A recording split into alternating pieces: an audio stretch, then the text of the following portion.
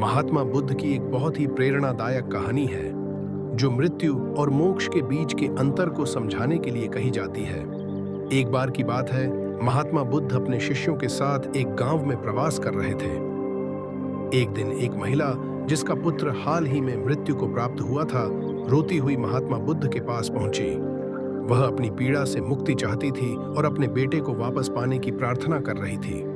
महात्मा बुद्ध ने उसकी पीड़ा को महसूस किया और कहा, मैं तुम्हारे पुत्र को वापस ला सकता हूं, लेकिन इसके लिए तुम्हें मुझे एक ऐसे घर से सरसों के दाने लाने होंगे जहां कभी किसी की मृत्यु न हुई हो। महिला को आशा की एक किरण दिखाई दी और वह तुरंत सरसों के दाने की खोज में निकल पड़ी।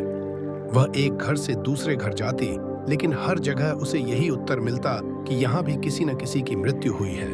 पूरे गांव में वह घूमती रही, लेकिन उसे एक भी ऐसा घर नहीं मिला जहां कोई मौत न हुई हो।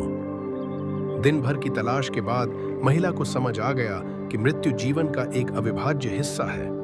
वह वापस महात्मा बुद्ध के पास आई और उनसे कहा, मुझे समझ में आ गया है कि मृत्यु तो हर किसी के जीवन का हिस्सा है और इससे भागा नहीं जा सकता। महात्मा बुद्ध ने कहा, मृत्यु का मतलब है देह का अंत, लेकिन मोक्ष का मतलब है आत्मा की मुक्ति। जो व्यक्ति मृत्यु के बाद भी जन्म मृत्यु के चक्र से मुक्त हो जाता है, वही मोक्ष को प्राप्त करता है। इस समझ के साथ शांति और मुक्ति पा सकता है।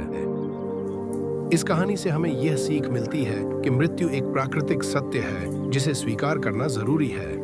मोक्ष का अर्थ है इस सत्य को समझकर अपने जीवन को इस प्रकार जीना कि हम इस जन्म मृत्यु के चक्र से मुक्त हो सकें।